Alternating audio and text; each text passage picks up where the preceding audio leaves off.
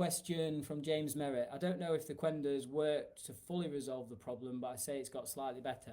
If anything else, could you suggest? Oh, if there is anything else you could suggest to sort it completely, would you advise doing a GI 360 test or anything else I could do to get to the bottom of the problem? Thank you. The problem with a GI 360 test is like that tells you if you've got parasites and possibly mold and stuff like that, but it doesn't. It's not always conclusive. Obviously, with you doing a Qenda cleanse, you know, like the parasites are out.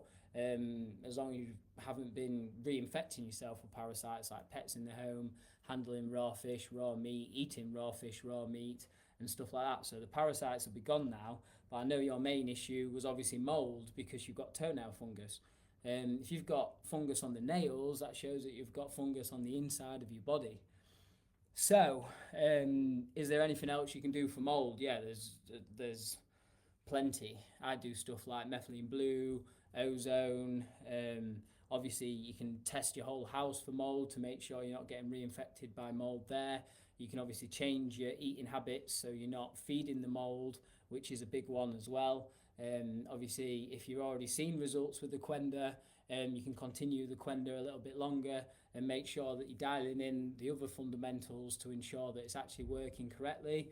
But all that stuff is not something that I'm going to really talk about on the Qenda Ultimate Fibre forum because that's like biohacking and stuff like that. So yeah, if you want to go over all that stuff, just book a call with me. Like I said on the first call, like I gave you the basics, but normally when I check in with people and do a second call, I find out that they haven't been following the basics properly. Like they've probably been drinking every single weekend. They've been having foods that they shouldn't be having.